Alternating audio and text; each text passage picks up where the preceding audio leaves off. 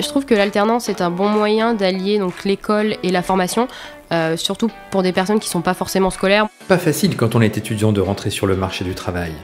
L'alternance, en plein développement, est un bon moyen de mettre un pied dans l'entreprise tout en poursuivant ses études.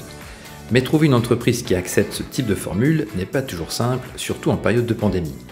Pour nous en parler aujourd'hui, Marine Daguizé, 21 ans, qui vient de démarrer sa formation en master Web & Wine à Bordeaux et qui a dû faire preuve de patience et de persévérance avant de décrocher son contrat d'alternance dans un domaine viticole. VitiJobber, présenté par Philippe Hermet, en partenariat avec VitiJob, le site des talents de la vigne et du vin. Bonjour Marine. Bonjour. Je vous laisse d'abord vous présenter en quelques mots. Je m'appelle Marine, donc j'ai 21 ans.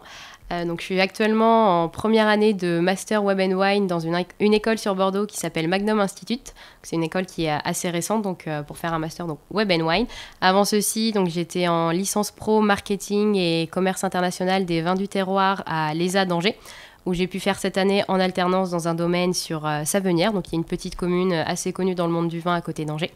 Et avant ceci, j'ai fait un BTS commerce international en Vendée, à Saint-Gabriel, et une année de césure en service civique, car j'avais trouvé une école sur Bordeaux pour continuer mes études, mais la formation ne s'est pas faite, car il n'y avait pas assez d'élèves. D'accord. Alors, qu'est-ce qui vous a poussé à faire des études dans le domaine du vin ? Alors, le domaine du vin a été un domaine qui m'a toujours intéressée. J'ai eu de la chance d'avoir également donc, des parents qui sont assez amateurs de vin. Donc, on a souvent pris du vin auprès de vignerons qu'on connaissait. Donc, on allait les voir sur des foires ou alors directement au domaine. Et à l'âge de 14 ans, ma marraine m'a également emmenée en voyage en Bourgogne, qui est assez connu pour son vin, et j'ai adoré cette relation qu'on pouvait avoir entre le client et le vigneron, tous ces paysages avec plein de vignes partout, j'ai trouvé ça super. Et ce monde m'intéressait vraiment car c'est un produit qui est quand même assez complexe, qui est très différent en fonction des différents vignerons et des différents cépages du terroir, de tellement de choses que je voulais en connaître un peu plus, voir comment le vendre et retrouver cette relation vraiment qu'on a avec le client. D'accord, parce que vous, à l'origine, vous êtes des Pays de Loire, c'est ça ? C'est ça, tout à fait. Donc je suis originaire de Vendée, donc j'ai personne de ma famille donc, qui est originaire, donc, qui travaille du moins dans le domaine du vin. On est amateur de vin, mais sans plus.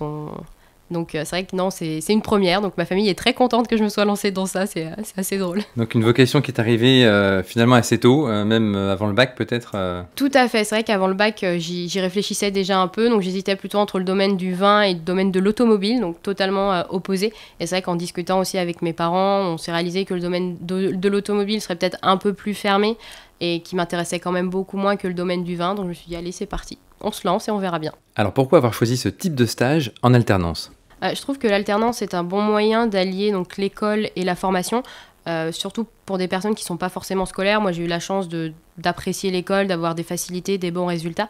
Mais à un moment donné, c'est vrai qu'on manque toujours d'expérience quand on veut rentrer sur le marché du travail. On nous dit toujours « Oh, vous n'avez pas assez d'expérience ».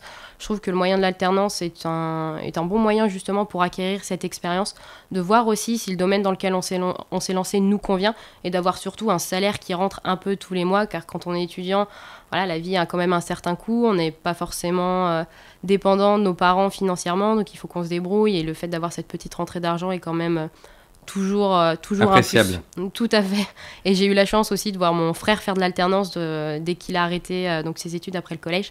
Il est parti dans une formation en alternance et il a fait ça pendant 8 ans et il s'est éclaté. D'accord, donc comment ça marche en fait ? C'est l'école qui finance, c'est l'employeur qui finance vos études, ou c'est ça en fait ? Alors c'est un peu... Alors, on peut dire ça comme ça. Il y a ce qu'on appelle donc des OPCO, donc qui sont des organismes qui existent dans les régions, qui aident les entreprises donc à financer la formation. Donc, c'est-à-dire qu'ils prennent en charge en général, en fonction du coût de la formation, cela peut varier. C'est-à-dire que l'OPCO peut prendre en charge la totalité de la formation ou prendre simplement une partie et le reste est à charge de l'entreprise. Et en plus, actuellement, il y a une aide de l'État donc de 8 000 € qui est mise en place pour prendre des alternants, donc qui dure jusqu'à juin 2022 maintenant, et qui a été très utile dernièrement. Je sais que moi, par exemple, l'alternance que j'ai pu trouver l'année dernière, c'est grâce notamment aussi à l'aide de l'État, car mon patron m'a dit il n'y aurait pas eu cette aide, il n'aurait pas forcément pris un alternant. Comme c'était un petit domaine, ils n'ont pas forcément les moyens de pouvoir prendre quelqu'un en alternance. Donc cette aide fait vraiment un gros plus, car... Du coup, la formation était prise en charge par les OPCO et les 8 000 € en soi couvraient les frais que représentait mon salaire. D'accord. Est-ce que ça n'a pas été trop compliqué avec la Covid, le confinement, etc., de trouver finalement ce stage en alternance? Alors, l'année dernière, étrangement, j'ai envie de vous dire pas tant que ça. Cette année, ce fut une catastrophe. L'année dernière, on a eu de la chance, grâce à l'école qui recevait donc, des offres par les entreprises, donc ils nous les envoyaient, donc nous on postulait et après donc les entreprises nous répondaient ou pas. Les candidatures spontanées, c'est un peu plus compliqué, je trouve, car en général, on n'a pas de réponse. Ou alors, voilà, si les entreprises n'ont pas besoin d'un alternant, ils vont pas forcément se poser la question. Donc l'année dernière, j'ai trouvé fin juillet, début août, donc ça a été assez rassurant. Donc là, on parle du stage en alternance qui avait lieu à Savenière. C'est ça, à Savenière. Donc c'est vrai que c'était un petit domaine, donc une offre qui avait été postée par l'école. Donc moi, j'avais fait mes recherches également de mon côté, déjà dans des domaines que je connaissais ou que ma famille pouvait connaître. J'ai regardé également donc VitiJob un peu. J'étais pas encore trop à l'aise à ce moment-là, donc c'est vrai que j'ai pas regardé autant que cette année, par exemple. Mais voilà, c'était ma première année, donc on va dire j'étais un peu insouciante sur ce point-là. Mais voilà, il faut continuer, envoyer des CV, des lettres de motivation, ne pas se décourager. Très bien. Et combien de temps ça vous a pris du coup à trouver ce second stage en alternance du côté du Médoc? Alors, ça m'a pris facilement 4-5 mois. D'accord. Et donc, expliquez-nous aujourd'hui, vous allez travailler, parce que le stage n'a pas vraiment démarré encore, je crois. Non, c'est ça, tout à fait.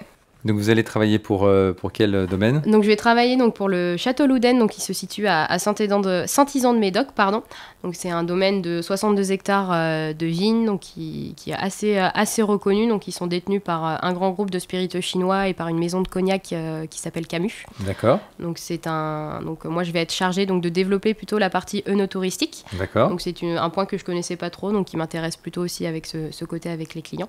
Voilà, comme c'est une partie qui est plutôt saisonnière, donc entre avril à peu près et septembre, le reste du temps, je vais plutôt être au bureau, donc à travailler sur le développement d'autres projets, des tâches administratives, des envois d'échantillons, notamment à la suite des vendanges. D'accord. Et donc, comment ça se passe? Vous allez passer une semaine dans le domaine et une semaine à l'école, c'est ça? Alors, cette année, donc, mon rythme, c'est 3 semaines en entreprise et 1 semaine à l'école. D'accord. Et on a la chance d'avoir également 2 mois à l'étranger, donc entre fin avril et mi-juin. On va aller donc dans une école, on va avoir des cours en Californie, donc dans la Napa Valley, afin de valider donc un double diplôme, donc un master qui est reconnu en France et un MBA qui va être reconnu à l'international. Donc là, vous n'allez pas pouvoir être dans le Médoc pendant ce temps-là? Non, voilà, donc là aussi, c'est vrai que c'est un peu... Alors, en tant qu'alternant, moi, je trouve ça super de pouvoir partir à l'étranger, car grâce à cette école, car malheureusement, c'est vrai que quand on est en alternance, on est en entreprise, donc les entreprises ne sont pas forcément toujours aptes à vouloir nous laisser partir à l'étranger pour nous faire une expérience. Donc là, c'est une contrainte. Les entreprises n'ont pas le choix. Si elles nous acceptent en alternance, c'est notre planning, donc il faut qu'elles acceptent ce point-là. Qu'est-ce qui a fait la différence quand vous êtes...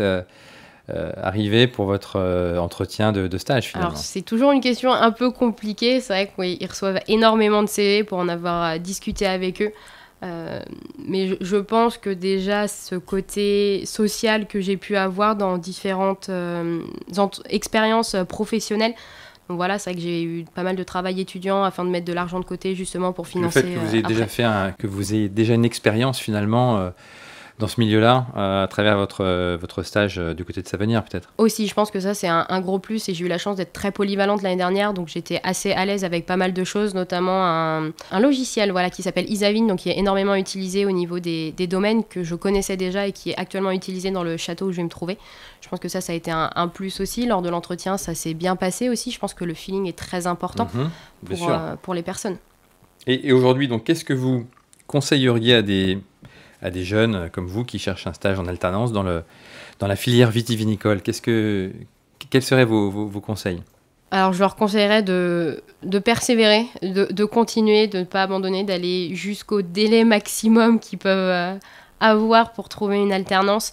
Je sais que c'est extrêmement compliqué, qu'il y a énormément de demandes. Moi, j'ai eu un gros coup de mou, justement. C'est vrai que quand on cherche depuis plusieurs mois, qu'on ne trouve pas, qu'on a des entretiens, donc que ce soit avec des petits châteaux ou des grands châteaux, comme moi j'ai pu avoir la chance aussi. Et quand ça ne fonctionne pas, c'est vrai qu'on est forcément déçu. Démoralisé. J'ai les nerfs qu'on lâché plusieurs fois chez moi avec mes parents. Ils étaient là, ça va aller, t'inquiète pas. Donc non, à cause des réponses négatives. Oui, voilà, ça. Le fait d'avoir des réponses négatives, ça fait partie de la recherche d'alternance. Donc on le sait. Mais en fait, c'est qu'au bout d'un moment donné, on est lassé, on n'en peut plus, on a envie d'arrêter parce qu'on n'a que des noms. On voit aussi, parfois, moi ça m'est arrivé notamment, des gens dans notre entourage trouver. On a l'impression qu'ils trouvent tellement facilement et on commence à se remettre en question aussi, à se demander... À perdre un peu confiance. C'est ça, pourquoi eux ils ont trouvé et pas moi? Est-ce qu'il y a quelque chose qui cloche? Mais voilà, il faut continuer, envoyer encore et encore des CV, des lettres de motivation spontanées, saisir chaque opportunité qui aboutira peut-être à la suite sur un contrat d'alternance ou sur quelque chose. Combien de refus vous avez essuyé avant de trouver ce stage dans le Médoc? Alors, en soi, alors, je vais pas dire qu'il n'y a pas eu énormément de refus, j'en ai peut-être une dizaine, mais le problème, c'est qu'il y a un gros manque de réponses. J'ai dû envoyer une trentaine de CV, lettres de motivation à la fin, et j'ai eu peut-être une réponse pour la moitié d'entre eux. Et c'est vrai qu'on a beau relancer les entreprises, elles répondent pas, et c'est ça qui est le plus frustrant, en fait. Vous aviez un objectif en termes de région, par exemple? Vous aviez un souhait particulier? Tout à fait, je voulais vraiment être dans le Bordelais, que je connaisse déjà la Loire, donc je voulais vraiment avoir ce plus sur mon CV aussi, le fait d'avoir une autre région viticole. La Bourgogne m'intéressait également, mais je voulais vraiment commencer par le Bordeaux. Je me dis pourquoi pas après, plus tard, aller dans une autre région viticole. Donc là aussi, c'est un critère qui limite les recherches, car voilà, c'est une région particulière. Et j'ai été têtue sur ce point-là. Je voulais vraiment le Bordelais, mais j'ai persévéré, j'ai vraiment tout donné afin de trouver. Et voilà, c'est vrai que quand on reçoit un oui, enfin, c'est le soulagement. On a l'impression d'avoir trouvé le Saint Graal après toutes ces recherches. Est-ce que vous trouvez que les entreprises sont frileuses aujourd'hui par rapport à ces demandes de stage en alternance Pour moi, oui. Pour certaines entreprises, en fait, moi, je recherchais à la base plutôt dans le domaine marketing-communication. Et le souci, c'est j'ai postulé à plusieurs offres et voilà, pour certains, j'ai eu des refus qui me disaient comme quoi mon profil ne correspondait pas, ce que je peux comprendre tout à fait, mais pour d'autres, c'était on préfère prendre quelqu'un qui a déjà une expérience dans ce domaine. Et dans ces cas-là, moi, je me pose la question, on est alternant, notre but, c'est d'apprendre de nouvelles choses. Donc, c'est sûr, on n'a pas forcément d'expérience. Donc, si vous souhaitez prendre un alternant qui a déjà de l'expérience, pourquoi, dans ces cas-là, ne pas prendre un salarié? Le but d'un alternant, c'est de le former, de l'aider à avancer dans la vie, afin qu'après, il puisse trouver un emploi qui corresponde à ses attentes. Et je trouve ça un peu dommage que les entreprises ne veuillent pas trop s'engager sur ce point-là. Et du coup, quand c'est le premier stage en alternance qu'on recherche, quels sont les mots, qu'est-ce qu'il faut faire pour rassurer l'employeur?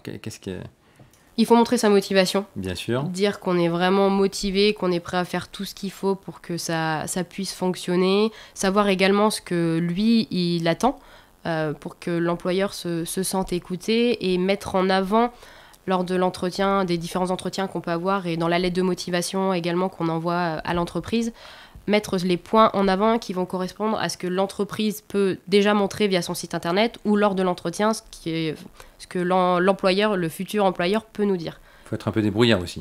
Aussi. Il faut pas avoir peur de se mettre en avant, d'y aller, faut pas hésiter. Donc quand vous aurez terminé ce stage et votre master, quel est votre projet de carrière? Qu'est-ce que vous souhaiteriez faire dans ce milieu? J'aimerais faire tellement de choses, je pense qu'une vie ne suffira pas. J'ai toujours eu ce projet en tête déjà de partir m'installer à l'étranger pendant un certain temps, pourquoi pas simplement 1 an ou 2 pour voir, vous souhaiteriez aller autre où? chose. En Californie La Californie m'intéresserait bien également, Australie, Nouvelle-Zélande aussi, l'Amérique du Sud se développe pas mal au niveau des vins, donc je pense que ça peut être intéressant. Je veux vraiment partir loin pour découvrir totalement autre chose. Et quand je reviendrai, donc soit me lancer donc, dans l'import-export, qui est un domaine qui me tient également à cœur, ou pourquoi pas carrément monter donc, ma propre boîte qui serait dans l'idéal, donc plutôt un bar à vin, avec des vins par contre qui proviennent vraiment de partout dans le monde, avoir au moins minimum du coup un vin de chaque pays afin de vraiment pouvoir faire découvrir toutes ces autres régions viticoles aux autres personnes. C'est vrai que la France a de très bons vins, je l'accorde, mais il y a tellement d'autres vins qui sont à découvrir. Et vous êtes plutôt blanc, rouge, rosé, les trois, les deux? Plutôt blanc et rouge. J'ai un peu de mal avec le rosé, j'avoue. Je suis plutôt blanc et rouge. Donc blanc de Savenière, j'imagine? Blanc de Savenière, tout à fait. Qui sont excellents. Exactement. Et donc pour être corporate, on va dire rouge de Bordeaux. Rouge de Bordeaux aussi. C'est vrai que pour l'instant, donc, je connais principalement Médoc, donc je vais en profiter également pour ces 2 ans pour découvrir d'autres régions. Je connais aussi un peu Saint-Émilion, mais je trouve qu'il y a des vins plutôt intéressants. J'aime bien les vins de Bourgogne aussi, que j'aimerais découvrir aussi plus tard. Et les vins effervescents?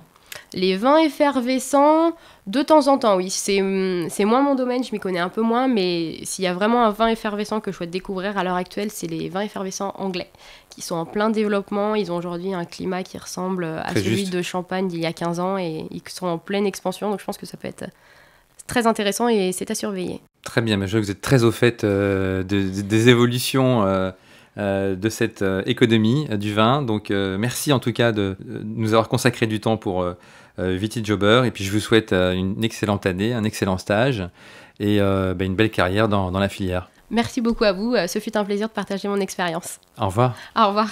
Nous espérons que la formation d'alternance et ses bénéfices n'ont plus de secret pour vous. Dans le prochain épisode, nous irons à la rencontre d'un couple de néo-vignerons installés dans le sud saumurois qui partagera son expérience de création d'un domaine viticole. En attendant, si vous cherchez un job ou si vous souhaitez poster une offre d'emploi dans le secteur, rendez-vous sur vitijob.com. C'était Viti Jobber, le podcast des talents de la vigne et du vin, présenté par Philippe Hermet et produit par Vitisphère.